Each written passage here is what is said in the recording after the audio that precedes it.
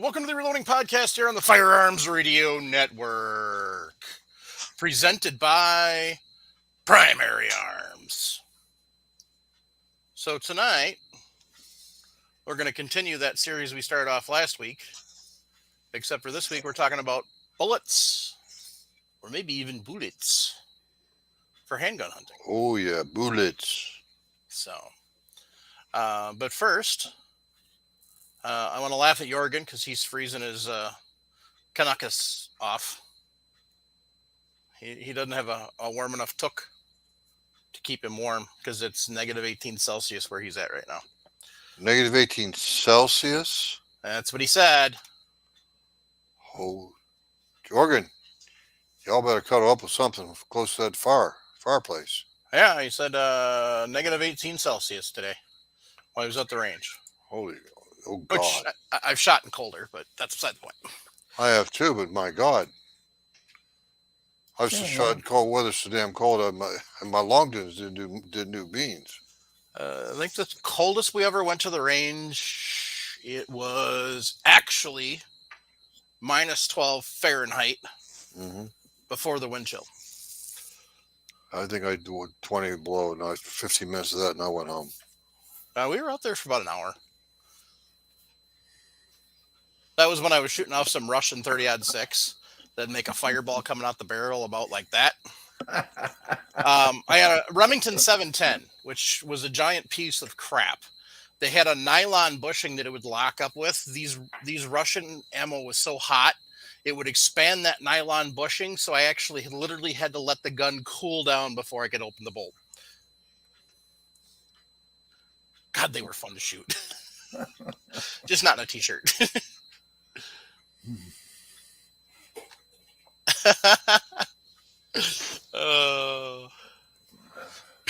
So, how's everybody doing? Doing good here. Doing good. Got Hey, my. Sharonda. Oh, sorry. Go ahead, Paul. Yeah, go ahead. No. Hey, Sharonda. Go. You have to unmute for this, Sharonda. I'm not muted. Oh, well, you got to say something. I was Holy wondering crap. if you were getting ready to set me up for something. No, I'm just going to ask you if you would have use for a GoPro. I have a GoPro. Okay. Oh, talking about blowing the wind right out of your sails. So, did you GoPro the bobcat skinning? I used my iPhone, but yes, I did. You videoed it? And I also helped skin it too. Good. Well, that's what I want to know, if you videoed the skinning. Yeah, I did. I documented that. So we got a share drive so the ladies can tap in. Awesome. That is pretty darn cool. Nice. You want to hear it? Y'all want to hear something like funny as heck? Sure. One of the ladies, we were talking about what we were going to do with the stuff that we trapped. And our guy that was teaching the class said bobcat tastes like pork. So we just kind of looked at him and he was like, I mean, if you got a grill, and one girl said, well, I got a portable Traeger that's in the bed of my truck. And I was like, these ladies is about the outdoors. I didn't even know a portable Traeger existed. So these ladies oiled up, seasoned, grilled some bobcat, tasted, agreed it tastes like pork, and we even had the game warden come by and he sampled some too. Nice. That is awesome. God, I'm glad I discovered you. And I discovered the new phrase murder mittens. I will never refer to cat paws as anything other than. You've never heard that before? Come on, man. I'm only like 3 days old outdoors. Oh, that's an indoor term, too. And it also has to do with like big cats. Oh, never heard it. Yeah, we've called I've called even like lion paws and tiger paws murder mittens for a long time. It's kind of interesting knowing that we had some bobcats lurking around our camp because we were at camp. So it's kind of cool. Yeah. Usually they won't mess with humans. If they do, that's usually an indication that there's something really wrong with them. They need to be put down immediately. Look, let me tell you something. I won't be thinking after getting up close, personal, touching them. I see why those things are dangerous. They look like little 10-pound cute little lap cats until you pick them up and realize this is 25, 30 solid pounds of killing machine. Yeah, you pop them claws out of them paws and you look at them and you're like, whoa. I did. It was. And then you take a look at them twofers. Yeah. did. No. Yeah. Yeah. Bobcats and lynx are not your average lap cat. Agreed. So. Yeah. Oh, Nice by little the way, cute that was my birthday gift from my organization. Pretty awesome. It was. Hey, did Shoot everybody comment. see who made it into the chat for once? Hunt Shoot Off Road. Well, hello there. Oh, hello, Rob. Been a while. So.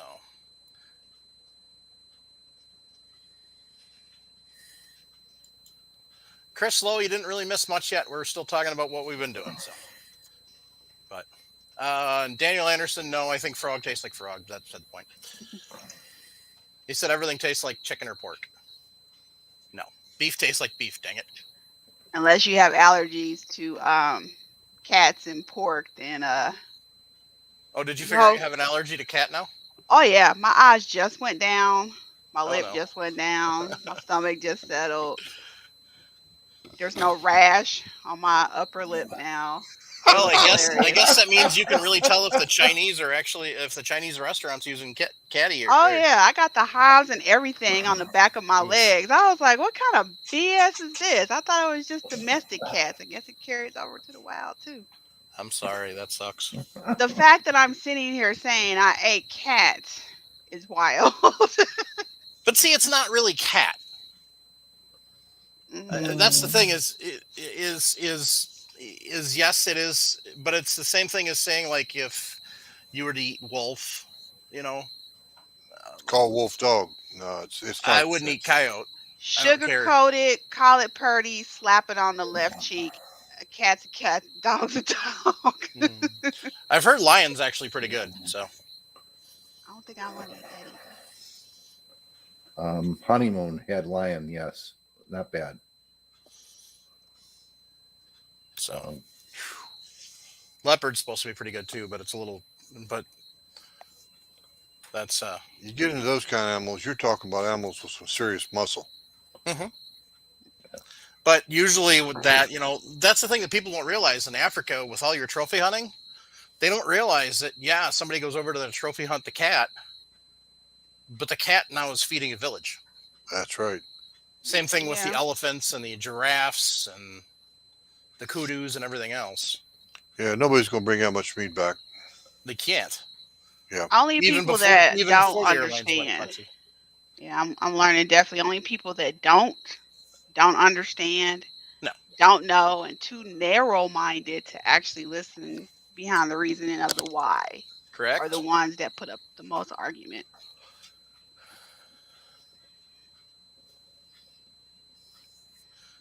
Chris Lowe just said it perfectly. Can't have conservation without hunting or hunting without conservation.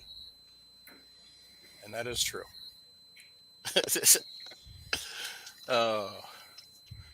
So what I want to know is, Robin Vemgem, what's roux taste like?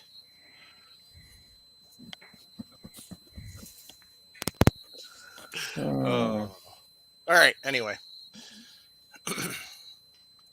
So yeah, I got a GoPro 5 that one of our listeners sent us, but I can't use it for what I want to use it for. So I was going to see if you wanted to use it, but if you've already got one, you're not going to walk around wearing two of them.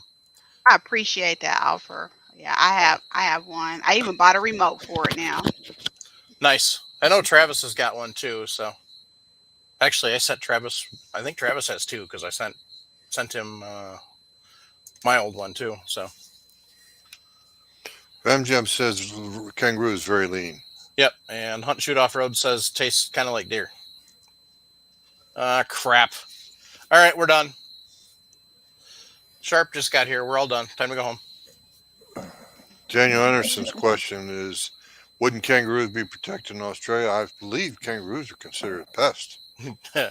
Last time, I don't know. Vemgem and Hunt Shoot Off Road, is that the case? Are they considered pests? I know that they're huntable in certain areas because they are a pest and they are overrun, but I'm not sure what the exact situation is. Hunt Shoot says no, yes and no. Yeah, it depends on the area. Okay, Miss Kitty's got a good question here I'd like to take and grab onto. I just want to know if she's asking for my address because she is going to send me some fruitcake. Miss Kitty's question is, what is your favorite 44 Magnum deer load in an SNW 629 with 8 3/8 barrel? Well, since I brought it up, I'll go first. I like the Keith semi-wad cutter. I always have, always will. It's a 250 grain, 430 thousandths diameter bullet over top of a maximum load of unique, Miss Kitty. Now that you mention it, I haven't chronographed that in either my Contender or my Blackhawk, Super Blackhawk, sorry. How about you, Paul? You got anything to say about that? Yeah, I'm not so big on the 8 3/8, but on a 4 or a 6 inch, um, a good 250 grain hard cast Keith bullet behind a healthy charge of 2400. Um, punch a hole, come in one side, out the other. Usually Big that's 44 caliber hole, right? Yep, yep. And you hit a bone or two, and you got an even bigger hole. So,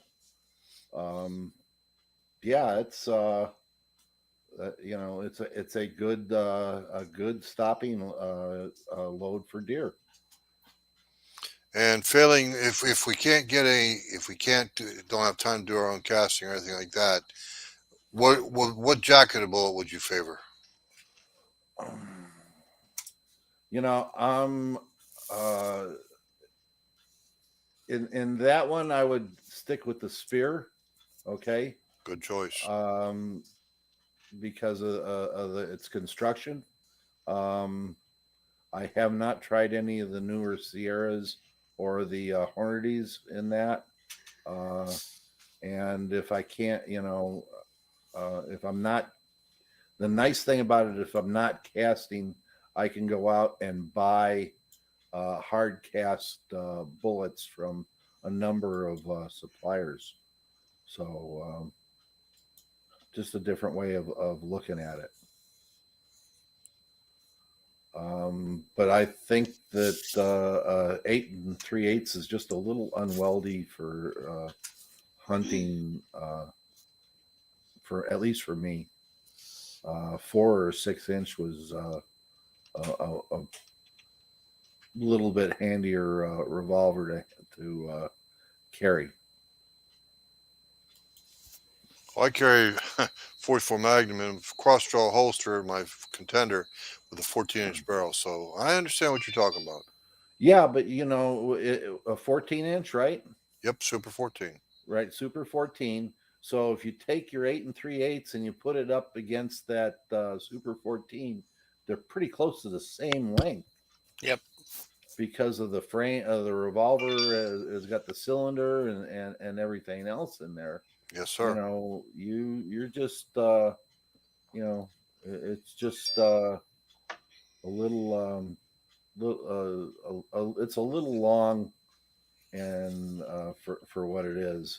Now I hunted a lot with a 10-inch 30 Harriet with a 2-power Leopold scope on it, and I had no problem with running Sierra 125 grain or the Hornady 130 grain SSPs and a good whitetail load,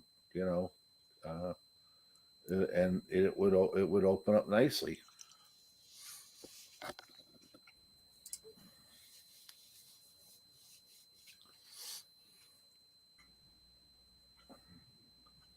So you run it in a vertical shoulder holster, right hand draw. Okay.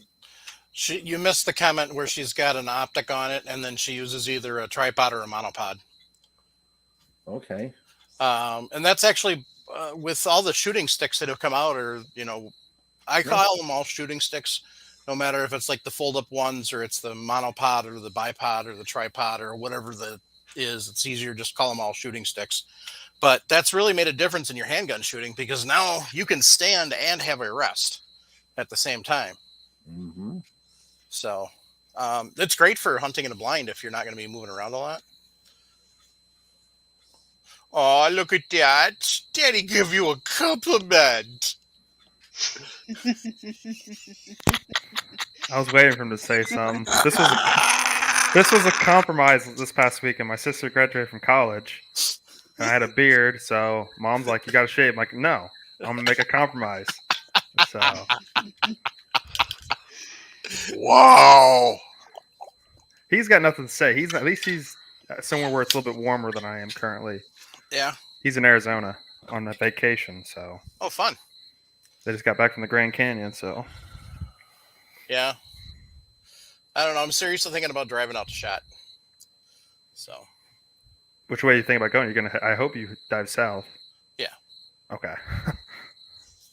Yeah, no, wrong time of year to go north. Yeah.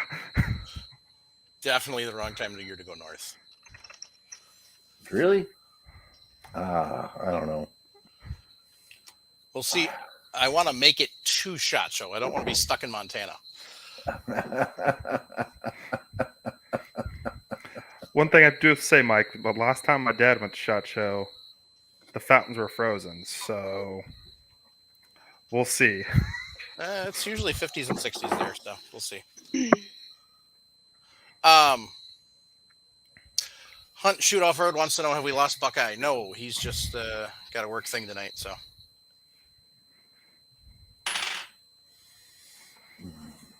But anyway. So we're talking handgun Hunting. hunting And and specific bullets loads. for handgun hunting. Yep. So Can y'all flash Jorgen's comment?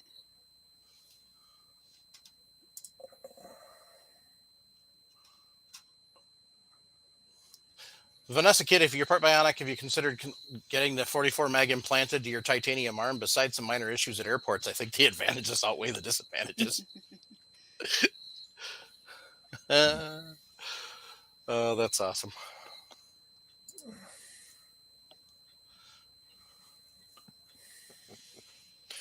Rough crowd tonight. So,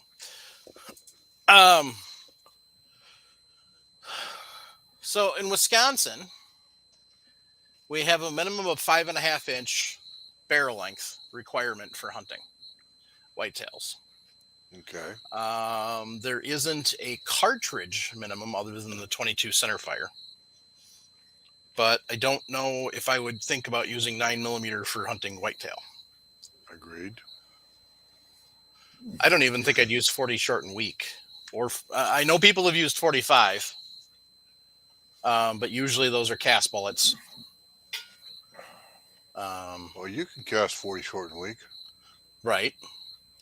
But I still don't know if I'd use it for hunting whitetail. Oh, that's right.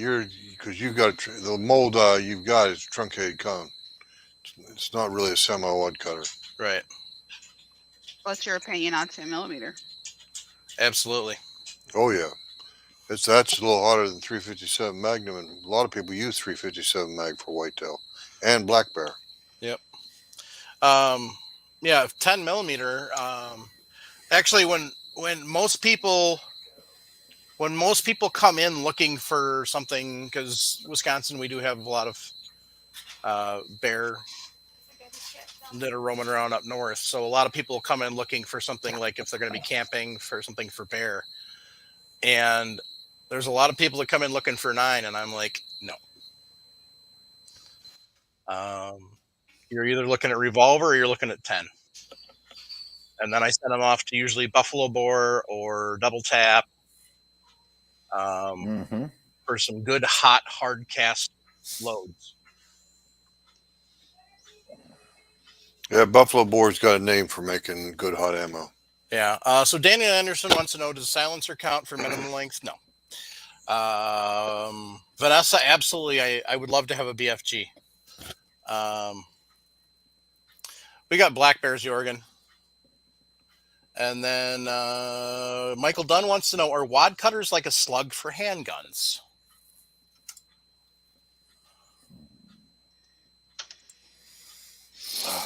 A wad cutter is a straight wad cutter is a target load. Okay, it's a cylinder with a flat end on one end, and usually it's a hollow base on the other, or you could get a double-ended wad cutter where it's solid on both ends. A semi-wad cutter or Keith-style bullet has a nose, and then it has a shoulder into it, and the shoulder is what you're looking at because that's what's going to cut your hole in the game that you're shooting at or your target.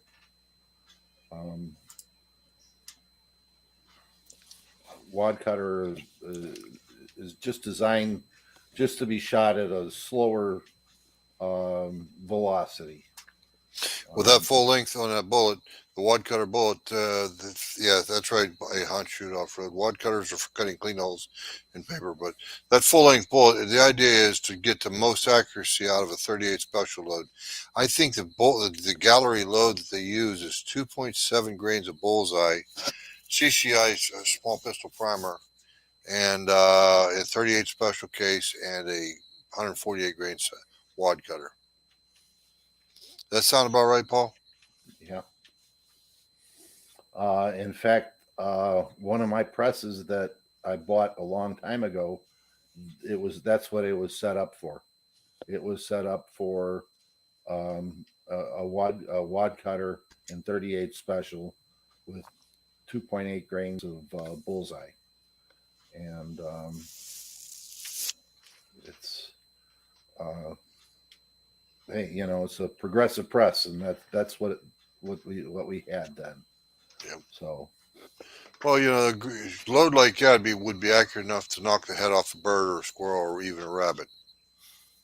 but it doesn't have the velocity to do anything on large game, right? Medium game. And the other thing is too the construction of the bullet. You brought up a good point. The construction of the bullet is usually pure lead. Yeah. Whether you buy factory or even cast your own, and I mean they're okay for light duty stuff like that. You might even get away with using it on coyote, but I'd go for a headshot if you do that. Mm-hmm. Yeah. Yeah, a good all-around bullet for 357, 41, and 44 Magnum, and larger is a good hard cast semi wad cutter. The nose won't wipe on when it hits a bone, and the shoulders are sharp enough that they will cut a solid hole, and there's enough weight retention in there as a hard cast bullet to break bone, and that's what you're looking for in a hunting bullet. A bit nuts has got a good comment up that I'd like to highlight for a few minutes. He says you have to be real careful if it's a hollow base wad cutter. Nick, I know you. Do you know why he said that? Hollow base, with a skirt, skirt, wad cutter. I am not 100% sure, Jim. Okay, that's fine. That's fine. And I know Paul knows. Mike, do you know?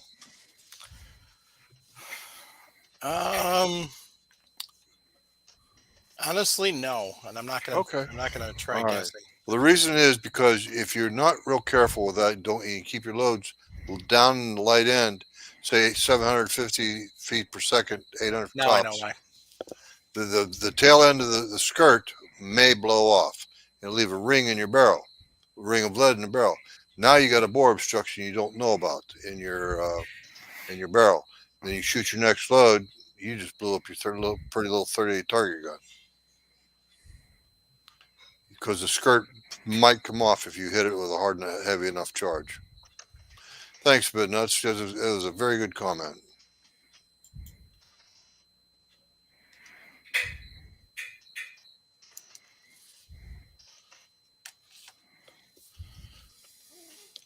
We used to crimp the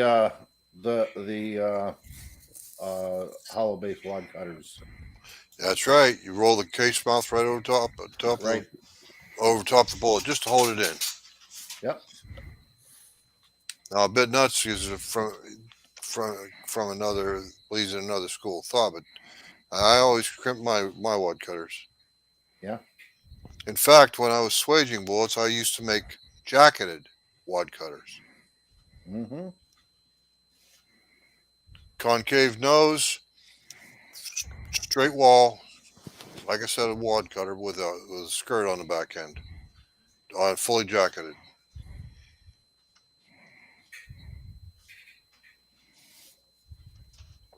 But anyway, that's for another story. So we're handgun hunting and bullets. I like my contender. I like my 357 diameter, well 358 Seiko mold that cast me 210 grain truncated cone bullets. I think Okay. I think it's still in the Reading catalog. Yeah. Yeah. You can, you look at Spear, Sierra, Hornady. They all make a good 158 grain bullet for hunting. Yep. A jacketed hollow point, or in Sierra's case, they make a jacketed soft point. It's not so much about expansion as it is cutting a good hole. So,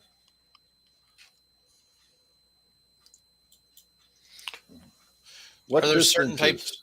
Okay, go ahead. Are there certain types of game you would absolutely not want to use a hollow point on? Oh hell yes. I recently learned of that this weekend. Dangerous game for one. Well, the only thing you got to worry about around in this neck of the woods, as in the United States, and are bears. So, you body shoot a bear, you're going to make it a little upset. Hopefully, you can, if you have to shoot a bear, and if you really have to shoot the bear, hopefully you can shoot it in the head. And then I want a hard cast bullet that isn't going to wipe or smear as it tries to penetrate the cranial Plate. Yeah. So, For those who don't know, bears have a really thick skull, shall we say? But the way it's shaped, it tends to deflect projectiles unless you have a certain amount of energy to actually literally smash through it, and it's very hard to smash even on the smallest of little black bears.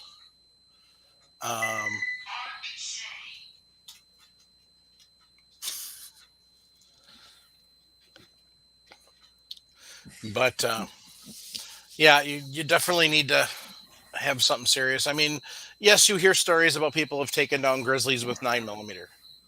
Congratulations, you're lucky. They shot it to death. That's all. Yeah, you had enough ammo to actually finally pump enough rounds through the same hole that you got down to the heart.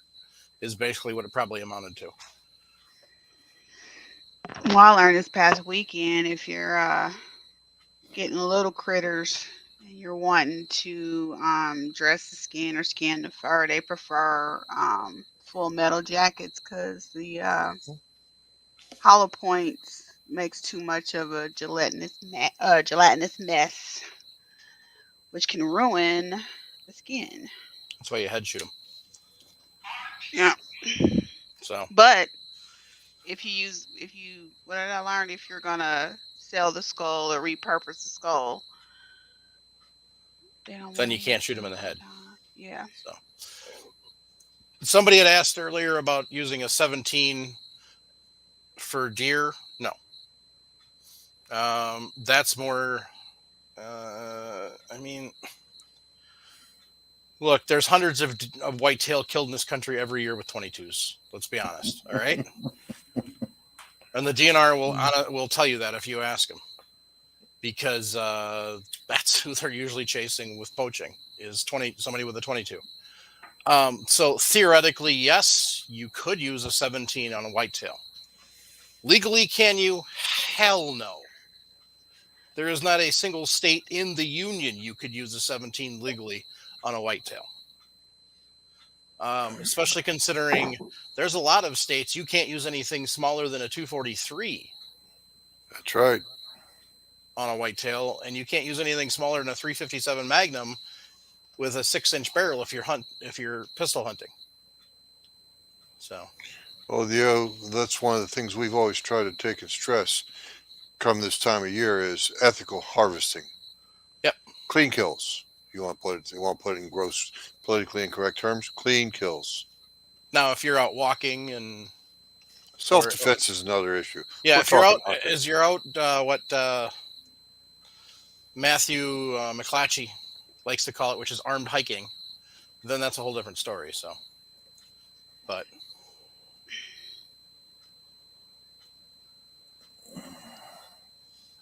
so We're getting a little ways away from the idea is ethically here, hunting right? whitetail, Yep. which is So as far as um,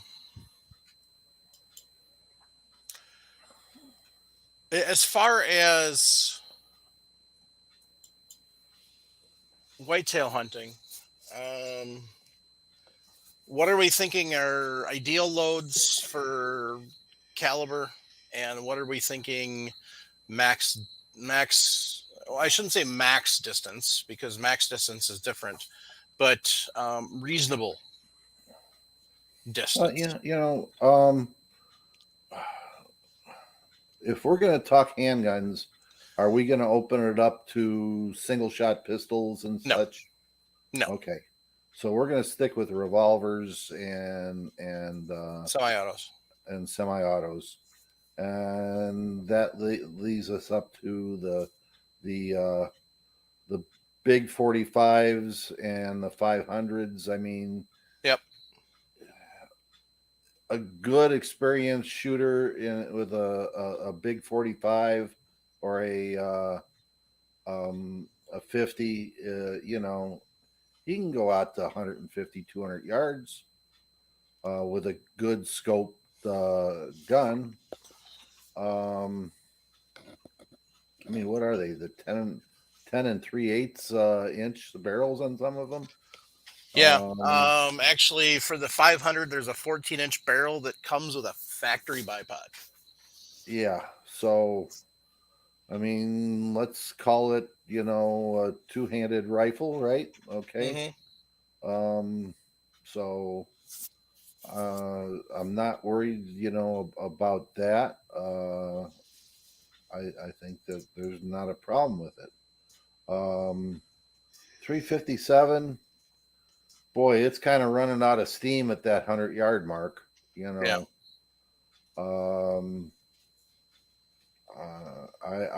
I firmly believe that 1,000 foot-pounds is the minimum for whitetail.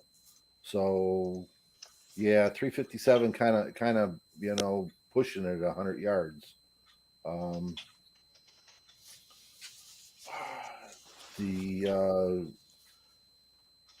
but the big 45s, the 475s, 500s, Yep. you're gonna you can sling some lead out there at them. Yep. Um, Now there is the BFRs, yeah, which depending on who you ask, have different meanings. But basically, that's the revolver company out of Minnesota that makes one's a 30-30. There's a 30 carbine. There's a 45-70. I think a 454 Casull as well. I think those are the four main ones. So, but then again, we're talking rifle calibers, and we're talking a little bit different velocity. So, yeah. excuse me. Oh, sorry, they make a BFR and 460 Smith & Wesson now too.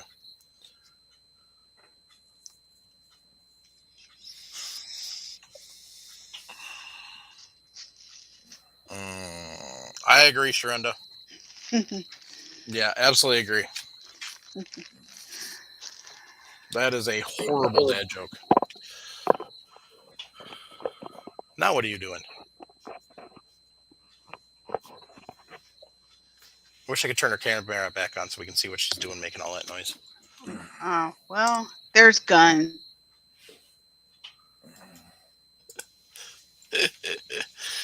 Okay. There's So- guns right here, Sharenda. You got guns right there. Can't see All right. yours, though.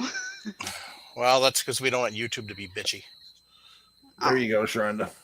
Gotcha. Well, Yeah, mine's but are right you- here in my face. But Paul, yours are in the rack and they're on the wall and they're not being touched. Yep. Sharena's probably field stripping and cleaning. Yes. So Vanessa said 410 works on ptarmigan really well. 410 works really well on a lot of things. Just means you got to aim better. But it's really, really good on pigeons. Squab. Tree rats. So Squab. Yeah. Yeah. We're French here, we can eat them. yep. Here's a comment highlighted for you, Sharenda. Oh, goddamn. You got a camera up in here?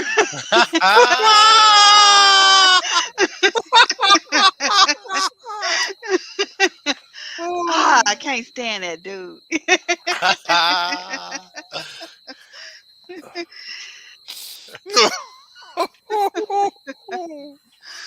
Oh, put him in his place. That's awesome.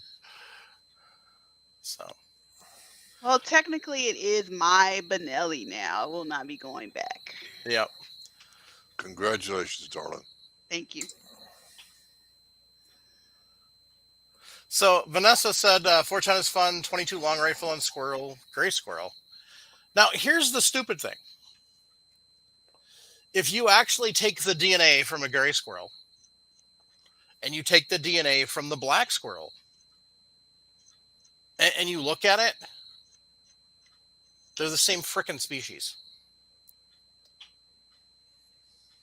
The only thing is it's a difference in coloring, and that's it. So that makes no sense. So, but I she's not the only one I've heard that can't. So, what about small game hunting and varmints? Again, with revolvers and semi-autos. Yep. And again, you're sitting there. Well, the nice thing about varmints, you can drop to lighter bullets. You can drop to say a $1.25 on a 357.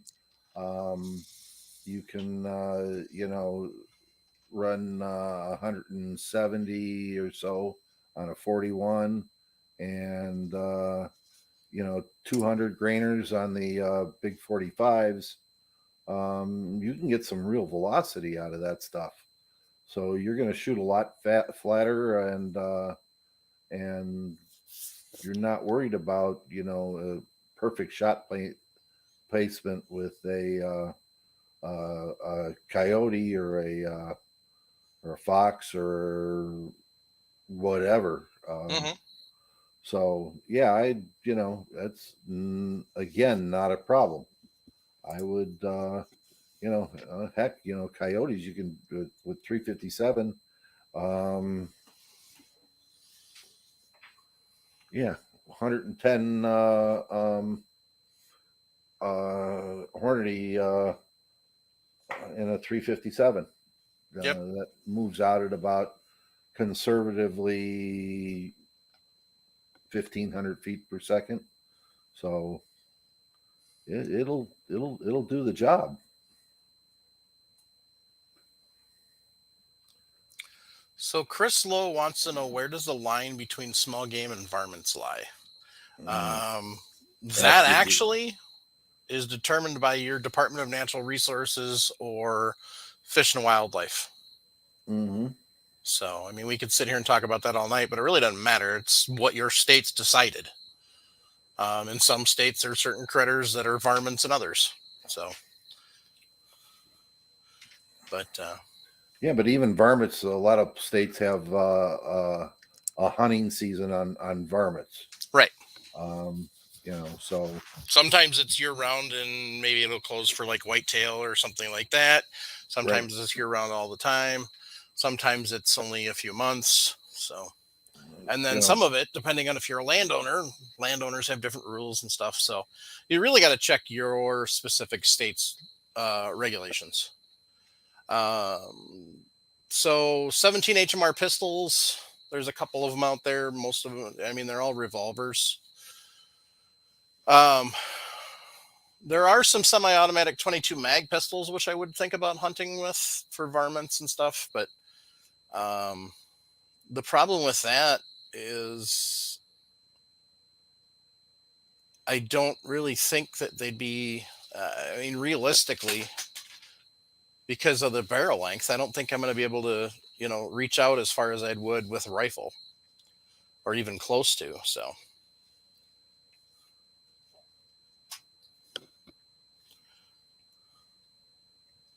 But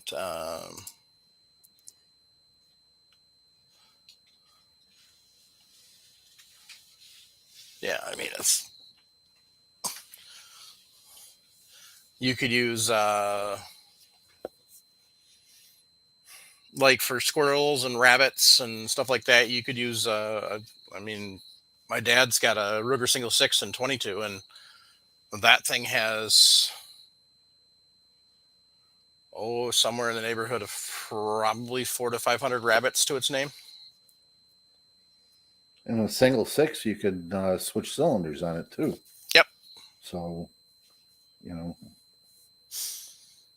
So Spudman said the one I'm thinking of is PMR 30 is a nice 22 mag pistol. That's the one I was thinking of. So,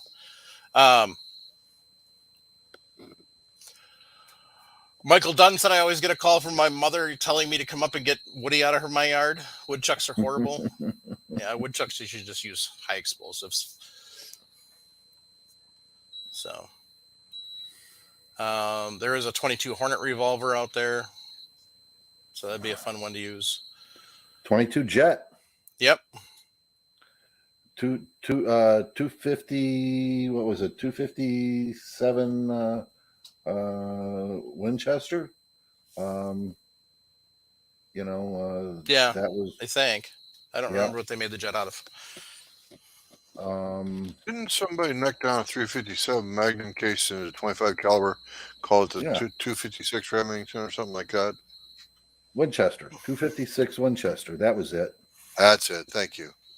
Yeah, and look at Ruger brought out the 30 carbine in a handgun.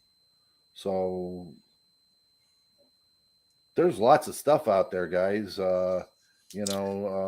Indland actually makes a M1 carbine in a pistol. So you could do that too. We've got one in the gun library right now.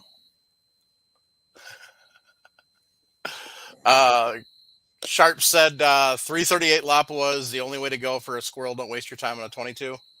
I actually have hunted squirrels with a 30-06. But must have seriously pissed you off. No, we were purposely hunting them from long range. And long range was about 150, 200 yards. And did you all have some hits? Oh, yeah. Good deal. Headshots only. See, at that range, you can actually get them to stop for a second without moving. And 150 grain 30-06 round moves fast enough that covers that 200 yards real quick. So, and if they turn sideways, well, then you don't have to gut them.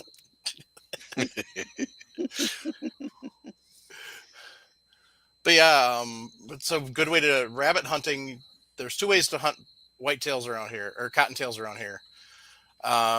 Either you can try and catch them if they're out sunning themselves. Otherwise, the other way is basically like pheasants: go find them, chase them, kick them up. But yeah, that's how we used to hunt rabbits on the farm, was use the 30-06 or the 30-30 and pick them off at about 100, 150 yards.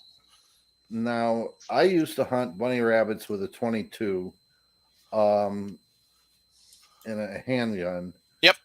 On real cold days. Yep. Because they'd burrow under the snow and then they'd have their nostrils up and you'd see the steam coming from it. Yep. And you could shoot them that way. Yeah. My dad taught me so- that trick with when we were out with both of us having our single sixes. So real effective. Okay. Daniel Anderson, 22 Hornet, I have heard has difficulties reloading. It's a thin neck, okay? So you have to be careful as far as seating your bullets, but it's not overly complicated. It's not overly hard to do. It's a very easy cartridge to resize. I had a pair of those knuckle busters from Lyman to resize on the go, where I would neck size it and seat a bullet and a primer, and go from there. Slower than hell, but 22 Hornet is not that bad to reload, as long as you understand it's got a thin neck.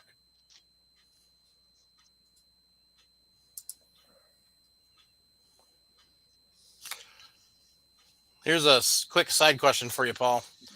Jorgen wants to know, after cleaning a rifle bore, have you noticed a trend in velocities, i.e. the same load will be slower until fouled or faster for a given load, or is it rifle specific? Rifle specific. And if you really want to get away from that at all, is try HBN2 and coating your bullets. Okay.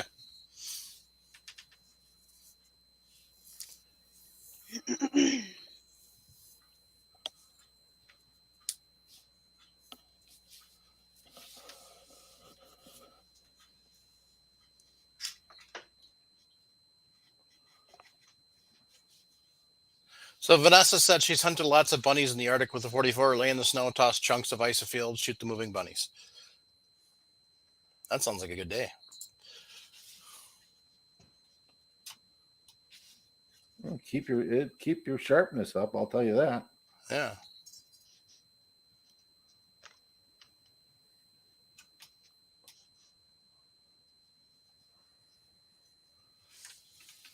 But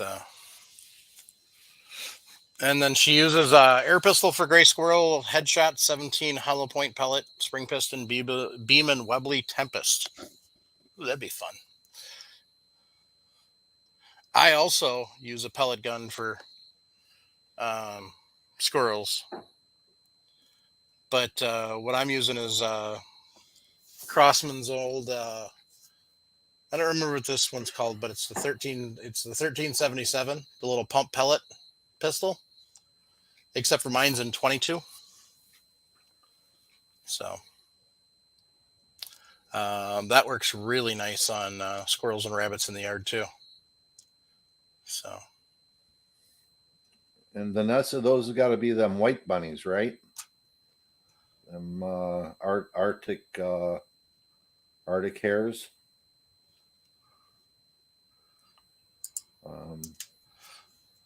hats, mitten, and muckluck. So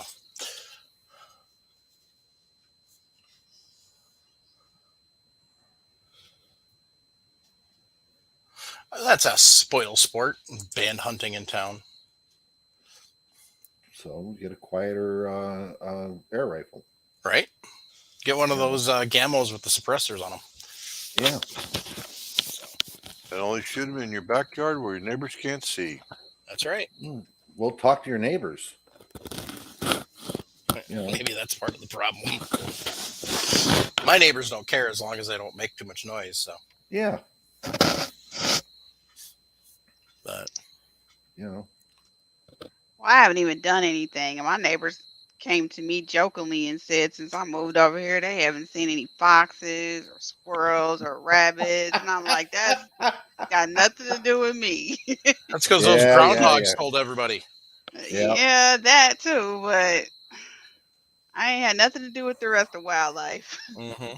Yep. All doing the low crawl around you, Sharenda. They're getting down and that's it. They do the low crawl. Yep.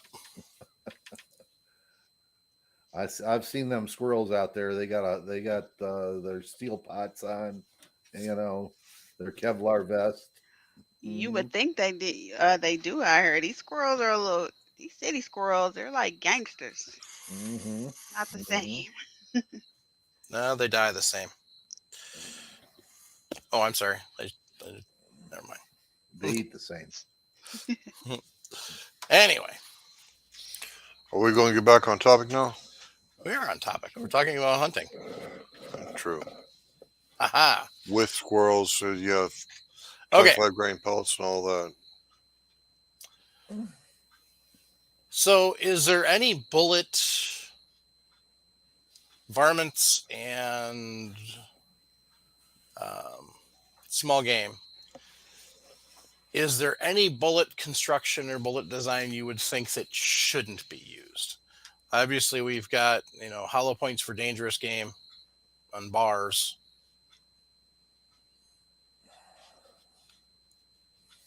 But I don't see in a varmint a squirrel size to coyote size.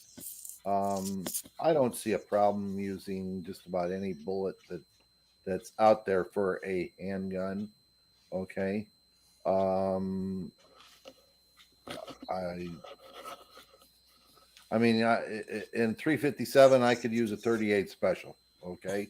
Yep. And I'd be more than happy. Now, do I want to drop down to a 25 ACP?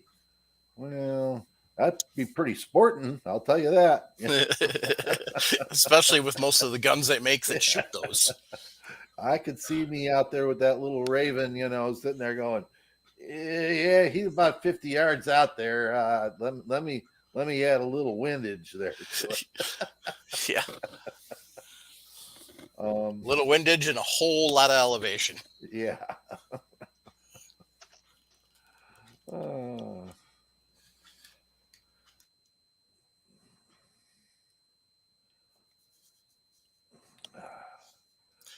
Michael Dunn, chipmunks, call them picket pins because they always kind of stand up and, go out there, the old whack-a-mole game, sit down and whack them down. So, yeah, air rifles, 22s, 22 shorts, all are great for taking picket pins at whatever ranges you have. And people don't argue a lot when you're shooting them with a 22 short. No.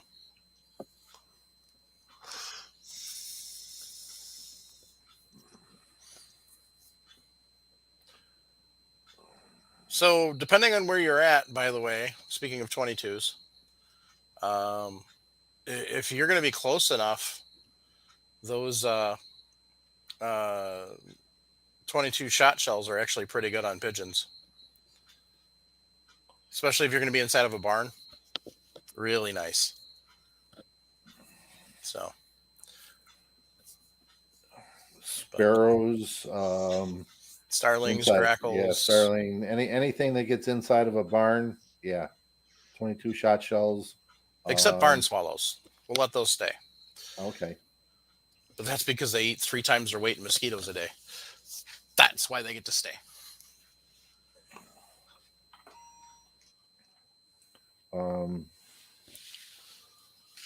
What about bigger game for in handguns? Like, what are you thinking? Like moose? Well, you got elk, okay. Yeah. You got you got moose. There's you get up to them northern places. You got caribou. Mm-hmm. You know, what about that with a handgun? Again, not with a single shot, but we're talking a revolver or a semi-auto. I'm thinking 357's out. Yep. Mm-hmm. 44 to at a minimum. At a Yeah. minimum. Because probably, if you've never been around elk, they're bigger than a cow. They are a massive animal. Which is why I still can't figure out why that schmuck from Florida shot that one up here. Anyway. From Florida. Anyways, 44 Magnum, I would say, would recommend for a minimum. Yeah, I would definitely say. Chris Lowe said 45 Colt. I mean, that's kind of the cartridge we've kind of forgot about here is the 45 Colt. I haven't, but you got to load it up, and you got to put it in. You don't want to put it in the old guns. You want to put it in something like a Ruger Blackhawk, Right. something like that, with hard cast bullets.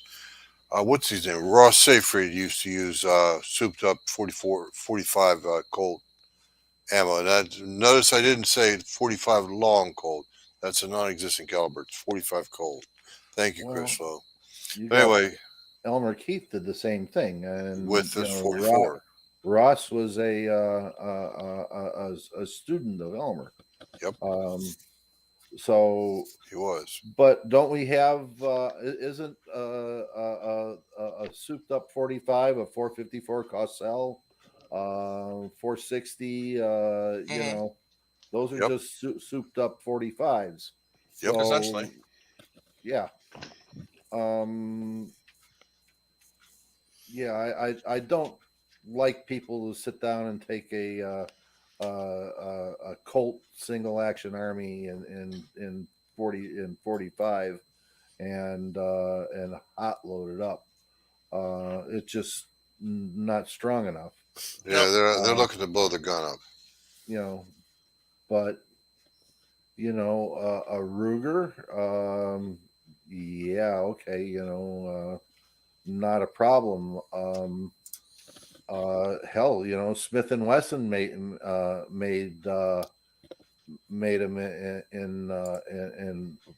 in 45. So you could, you'd have a good shooting, strong revolver in that. Ruger also made it in their Red Hawk in a 45 caliber. So yeah, I mean there are guns for it. Yep. So we're looking at a hot loaded 45, or I would suggest to stay away from the 45 and move right to a Cosell or whatever. Yep. And what caribou? What a buck and a quarter, 100 yards. Some of you guys out there, speak up. Moose, that's a tough animal to put down. It's going to take more than one or two shots. Hmm. Um, elk. Boy, you could wound an elk so easy, but then again, it's happening, and Well, I would imagine elk have also an animal that gets occasionally taken with a 22 long rifle. Again, it's a matter of shooting the animal to death. Yep. But is it legal? God, No. no. Chris Shot Sharp poison. had a good comment about bulls are tougher than elk. I highlighted it a while ago. Bulls are tougher than cows. Oh, So what did I say? Yeah. Chris Lowe states a fact that is true for most people. I seen a moose close up or up close. I'm not personally comfortable hunting a moose without a rifle. Yes, that is correct.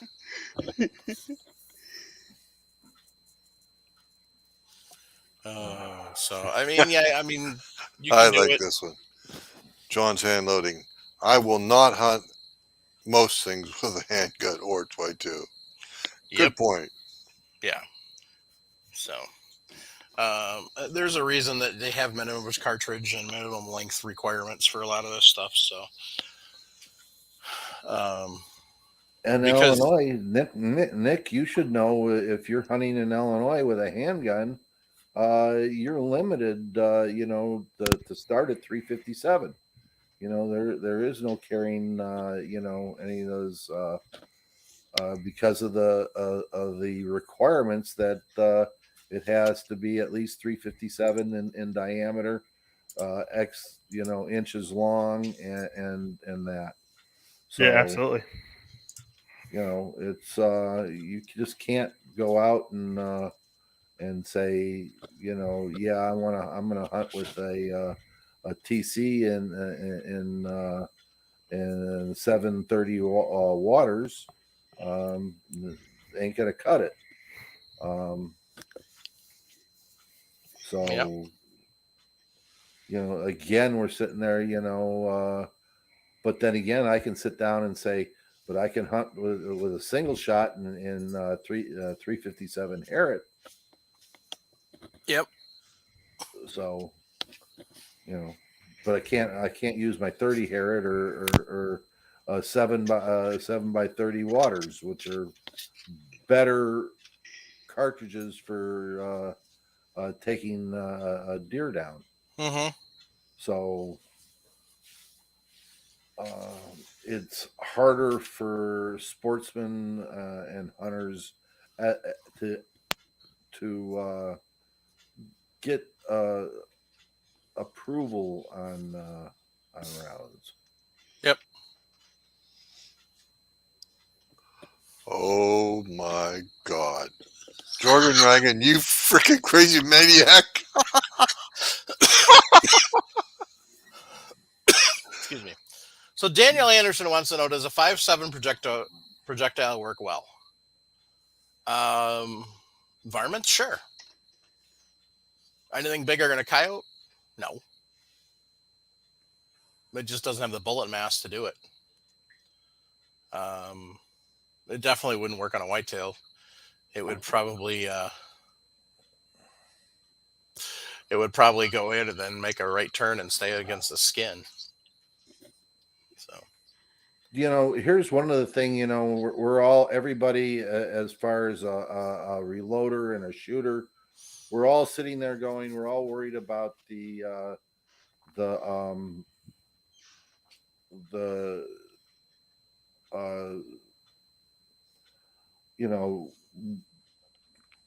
how high a performance the bullet is going to be, but we don't look at the sectional density of the bullet anymore. And as a hunter, we should look at the sectional density of the bullet, because that's going to give us a lot of information on how well it's going to penetrate. Yeah. And look at it. Whereas the ballistic coefficient, that's just going to tell us how well it flies through the air. right. We ain't interested in how well it flies through the air, other than reaching our target. But the sectional density is going to tell us a lot about the stopping power the bullet's going to have. And Yep. mathematically speaking, Paul, what is sectional density? Sectional density is the square of the cartridge, the bullet with to its length. And some people may have a better understanding of it than I do, but I do know that the higher the sectional density of the bullet, the better it performs in killing game. So sectional density, according to hornaday.com, is a bullet's weight in pounds divided by its diameter squared. Say that again, Mike, please. A bullet's weight in pounds divided by its diameter squared. That's a lot of math. Sectional density is the ratio of a cross-sectional area to the mass of an object.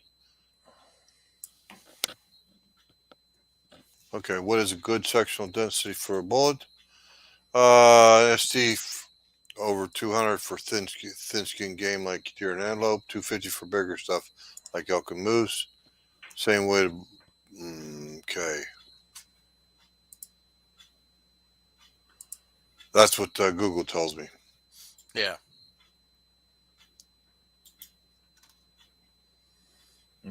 All I know is that the sectional density for hunters, period, that is just as important as the ballistic coefficient, or if not more so.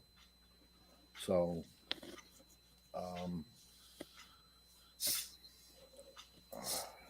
it's like that. We're sitting there going, you don't want to go hunting deer with a 17 HMR. Okay, you can do it, but if you're shooting the body, you're not going to get anywhere with it. Mm-mm. Doesn't have any sectional density.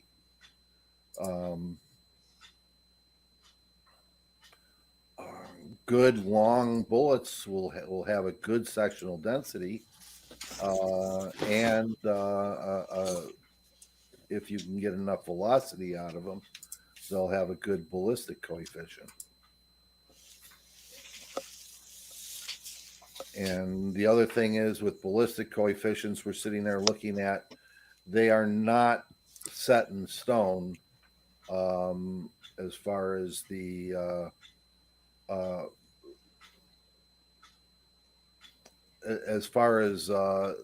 velocity. In other words, if you look at Sierra manual, they rate their BCs usually in a range of 3. They'll have it over so many feet per second. You get 1 BC. The second one will be a BC that's going to be a little lower in velocity, and then the last one will be even lower yet as it reaches the end of its terminal velocity. So we have a little bit of math out there for us hunters.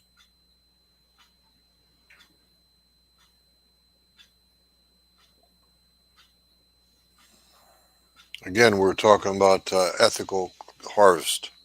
Right. It's without going overboard. I mean, you wouldn't want to use a 458 Win Mag to hunt squirrel. You might use it for knocking the tree down, but there's a little bit of what you call overkill. Whereas at the same time, you wouldn't want to hunt a bull elephant with a 22 long rifle. That's a little bit of what you call death wish. Yeah, from what I understand, elephant hunting is a little bit up close and personal. Yep.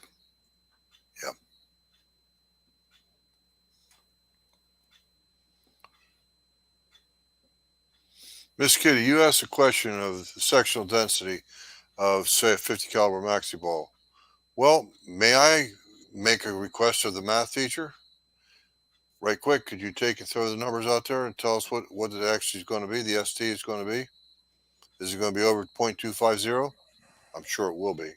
Probably closer to 0.275 to 0.300.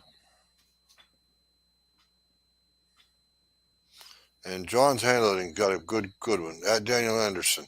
Sectional density is a bullet's weight in pounds divided by its diameter squared. Describes a bullet's length for its diameter.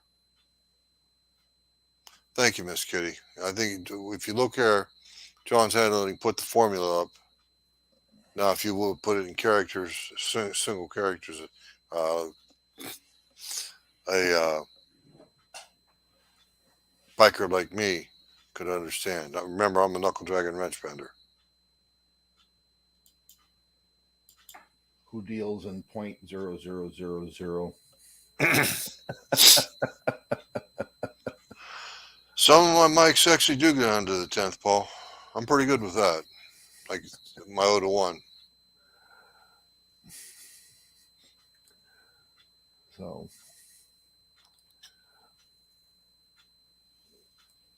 Have So a good we're morning, sitting- Hunt Shoot Off Road. Have a good morning, sir. Yep.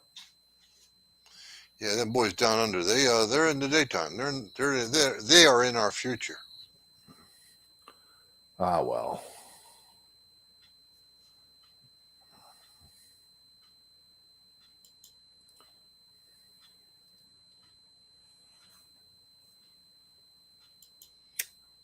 Trying to put your comment out there. Don't hide it under a bushel.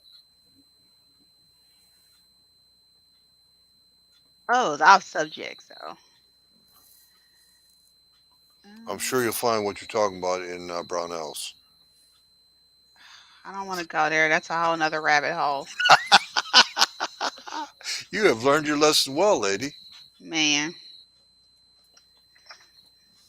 I even unsubscribed to their emails this month.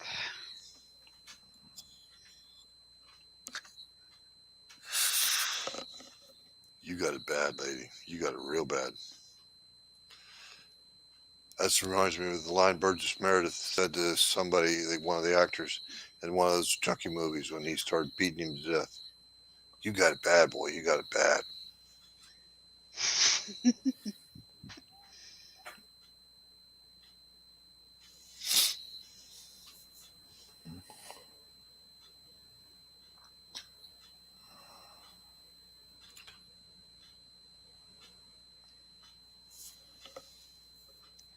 Paul's just on a roll tonight.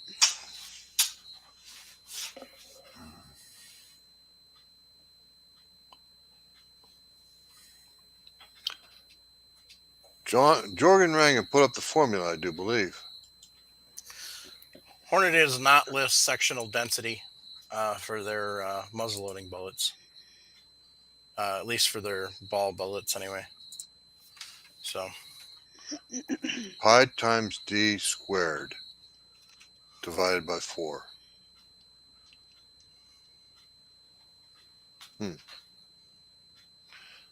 Anyway, I wish there was a way we could put this stuff, something like that. These comments, these excellent comments, get preserved into the show notes. No, I know I wouldn't ask you to do that, Mike, but just wish there was a way we could keep it in the archive.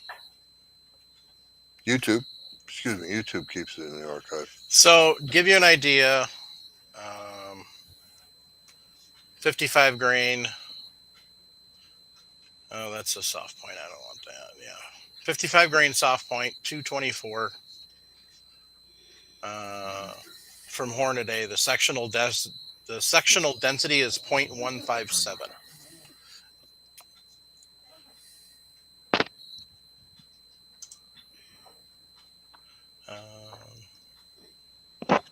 It doesn't say.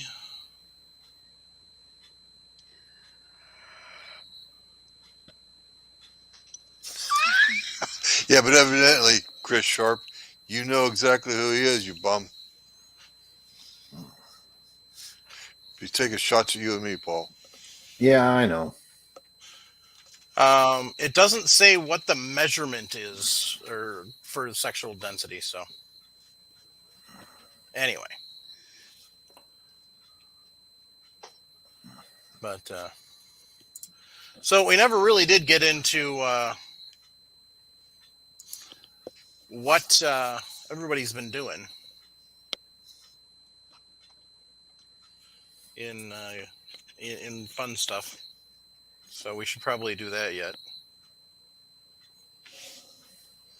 I mean, Sharenda did. Me? No. Yeah, you did. You talking about skinning that bobcat? Yeah, but lots happened since I was last on the show. Well, tell us. Did I tell y'all I got a 10-point buck? No. No. I got 154-pound after dress 10-pound buck that I harvested on my first solo hunt. Out damn standing, lady, because that's going to be a 200-pound animal, undressed. Yeah, well, it was 154 emptied. When I was pulling it, I think it was like 180, Mm. and that was one I actually went out and scouted for, and set up the blind by myself and tracked it by myself. Good job. Have And you have you taken a measurement on it yet? no, I gotta go pick up my pelt in the next week or so, so I'll do all that officially. And I'm gonna have the since I've not measured them before, I'm actually gonna have a game warden walk me through measuring it.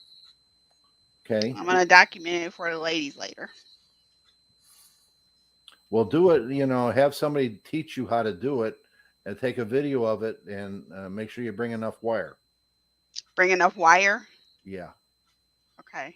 because it's measured with a wire. Okay. In other words, wire doesn't stretch. Okay. So as you go through and measure the tines and everything, they'll show you where it should be measured from, and then you cut the pieces as they fit, and then you put it together so you can measure what you can total up what it's going to be. Okay. Gotcha.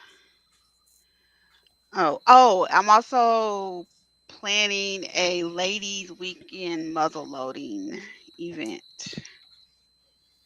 Now you're going to play with smoke pole, are you?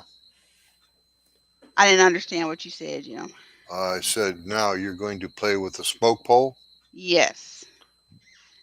Good Yes, I job. am. So And with this ladies event, what are you going to use as targets? I actually Are don't their know yet. husbands? No, no, no. No, actually the husbands are kind of excited. So we gave them when we had weekend camp, we gave them a little taste of it and they got hooked. So now we got 20 ladies that are wanting to go more in depth and make it a Yeah. thing. In other words, you've got the husbands, fooled into coming out there to hang targets for them. Oh So no, well, we have somebody's husbands, not necessarily theirs, because our muzzleloading club out here is like, yes. So mhm. they're excited. Oh, Yeah, and it's an old sand pit where so they dig the hole and then they just push the bodies right in after they get done, right? hilarious. What else I got? Oh, I got duck camp coming up this weekend. It's December. It's the month of celebrating Sharenda's birthday. Nice. So I got something every weekend. So I got duck camp this weekend, and I got a friend flying in from California. Ladies coming all over. I think there's gonna be I can't remember if there's 15 or 20 of us all getting together to go get some quackers. And if any of you guys get a subscription to the Pheasants Forever Journal of Upland Conservation, I might or might not be in there. Ooh, look at you. Mm. Nice. I'm just being an adult that's reverting back to my childhood days. Nothing wrong with that. No, Nothing no. wrong with that. Let me tell y'all something. 44, it hits you different. I ain't got that energy I had last year. Mm-hmm. Ah, Oh, and I got a new thermos for birthday hunting too. Nice. Family. Nice. Very nice.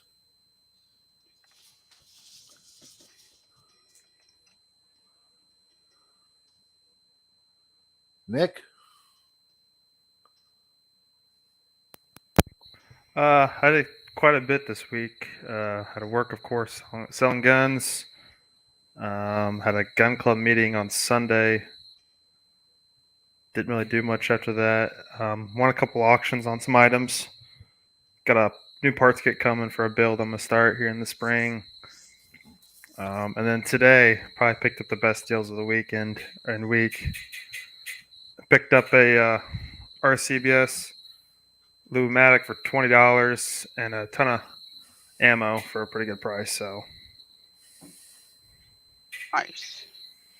and Shrenda, Good. I need to know how much lead you're wanting still. Yes. I actually am going to text you that right now. Perfect, because I see him tomorrow, so I'll get it. Get it from him this weekend. Thank you for reminding me because I did. You're welcome. Forget. What happens when you turn 44? Trust me, I'm half that, and I'm already forgetting stuff. Wait till you get to be as old as me and Jim. The stone tablets get to be pretty heavy, so we can remember things. My notebooks are growing exponentially.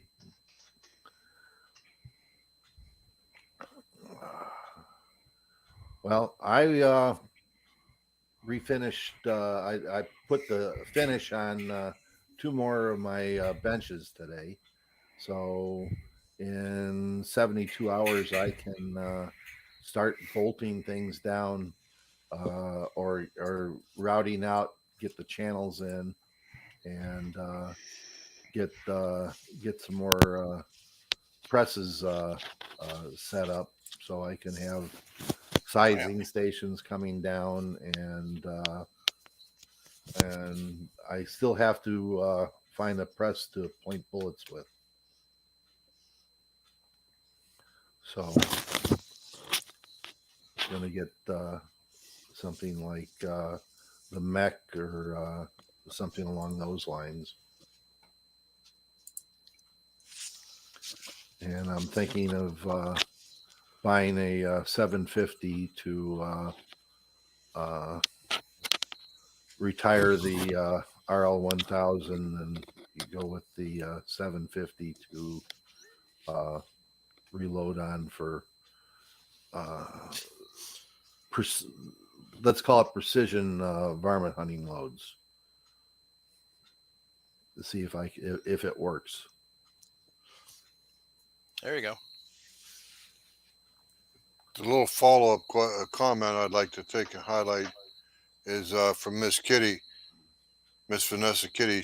I asked her to take a workout at what a 50 round ball or maxi ball would be in SD, and she says the 50 caliber round ball, 177 grains, is .490. That's a pretty heavy duty SD, and the maxi ball would be larger than that in SD. She said. And we'll hide the comment. There we go. Thank you, Miss Sure. Kitty. You want more pictures on Discord for on the tabletops? Yeah, we can do that. We'll get that going. Sounds good, Paul. That's why that channel was created, for stuff like that. We pretty much can run amok in there. And, Yep. Then the only other thing is the granddaughter got herself a rescue yesterday. Oh, cool. Oh, what Awesome. kind? It's a collie lab mix, all Aw. female, and so Sounds sweet. yeah, she's a pretty good girl. So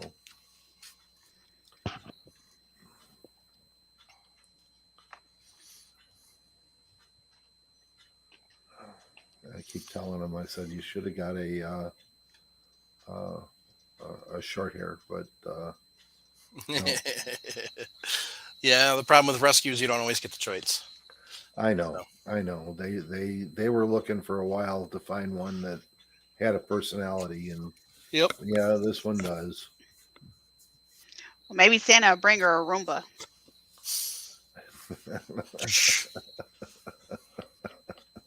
There you go.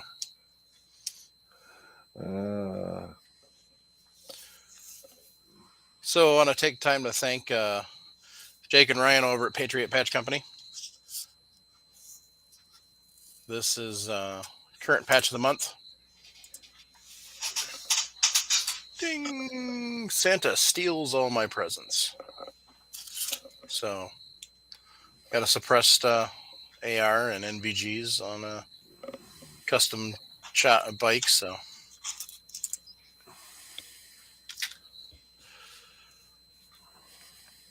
and Jim's got the sticker and the patch, but I'm too lazy to take it out. I'm still looking for a patch board. Yep. I think we're gonna make a 48 by 22 patch board. 48 by 24. And buy the patch panels off of Patriot Patch.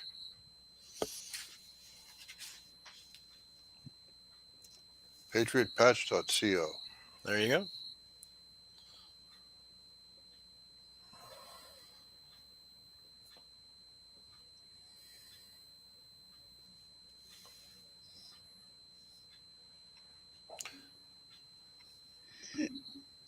Excuse me.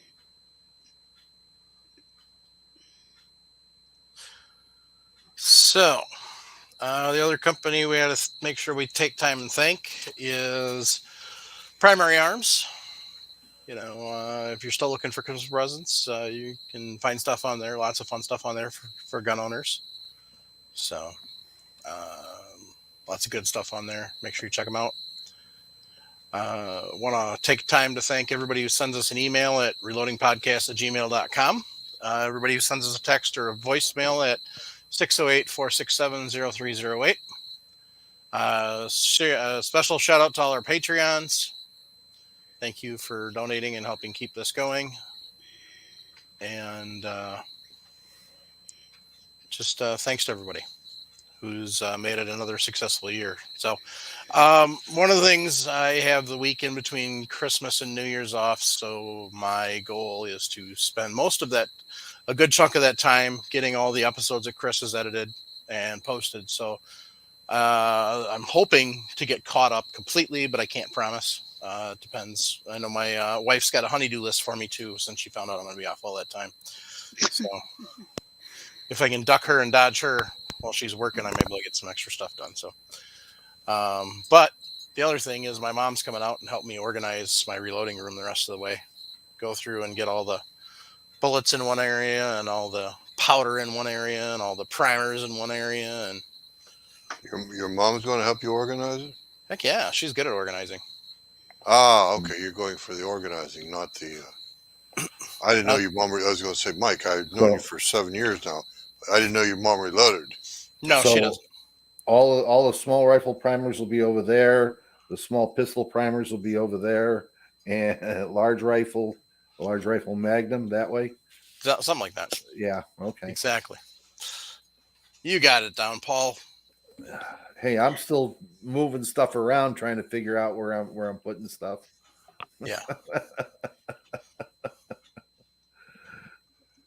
You know. Oh, Frankfurt Arsenal. What do they call it? The one that takes apart those bullets. That thing works. This? Yeah. Yeah. You go. There you go. It's yeah, it works pretty good. It's well, it's kind of hard to see, but it's mounted right over there. Yeah, you can kind of make it out. It's mounted on a plywood wall. Yep. Panel, and it isn't too loud. Well, that's good. It isn't too loud. I had a box of different loads with the same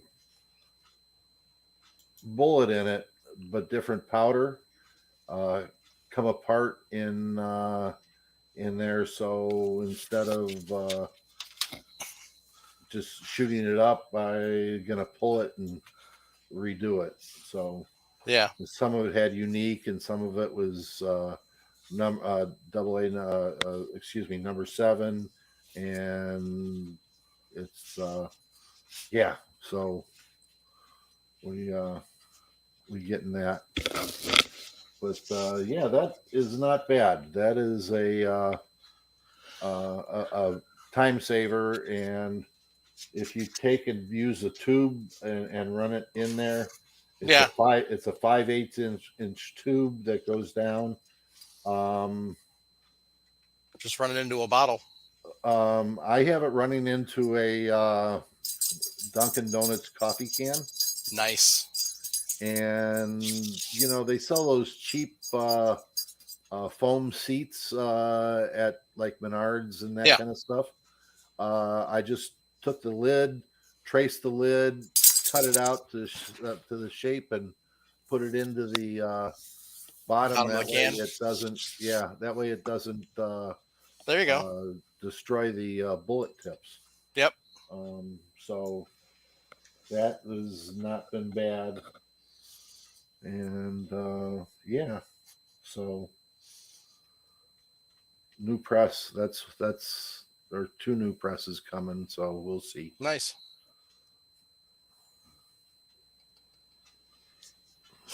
Oh, good grief.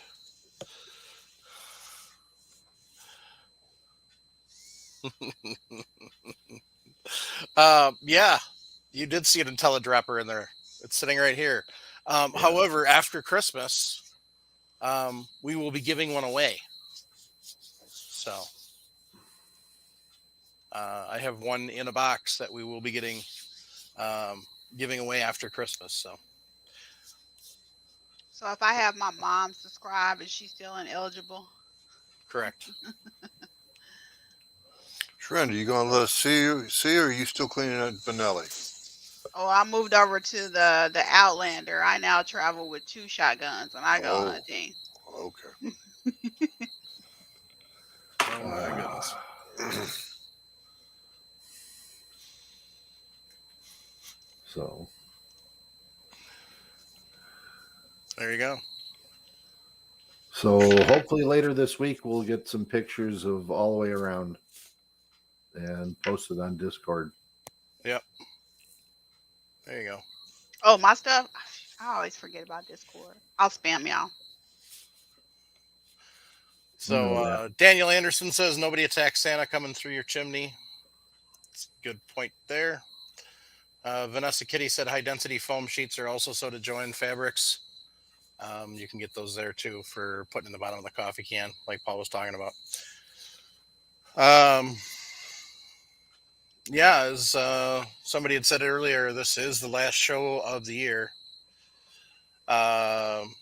So we're taking the next 2 weeks off because of the holidays and everything. Like I said, I'm going to be posting shows, and I'm pretty sure Chris Sharp's still haggling at me to get some more to edit. So we'll try and get as many done as we can. So those of you who do the audio only are going to get a whole bunch of stuff all of it at once. So start thinking about your SHOT Show requests, because SHOT Show's coming up. Nick, Ray, and I are all going to be there this year. So there's 3 of us to run around and look at, and then we're gonna do some sort of live thing every night. I don't think we're going to do StreamYard. We may just do Facebook Live. So, but that's kind of what we're looking at for that. So when we're at SHOT Show. So just a huge thank you to everybody that continues to follow us and listen to us and support us. So next, when we get back from Christmas break, yes, John's hand loading said the next show is 1/4/2022. Will be the next live show. So, and we will be talking about rifle bullets that day. You're not going to talk about shot? We talked about shot last week, Jim. I know that, but. No, shot show is not until January 21st. That's right. It's towards the end of the month. 17th is range day, so I think 18th to the 21st. Something like that, yeah. Yeah. Are you doing range day, Mike? Hell yeah. Okay. Do they let you video there? Sometimes.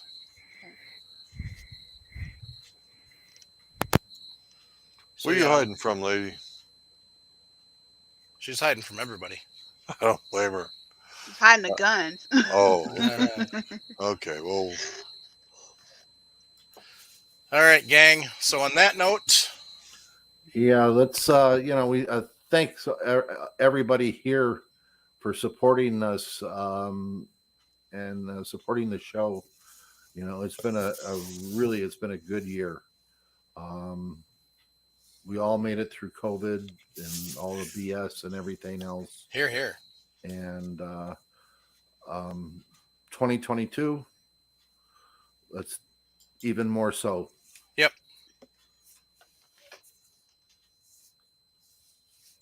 Absolutely. So, all right, gang. Just remember, keep your brass shiny. Jump on the Millsap short bus.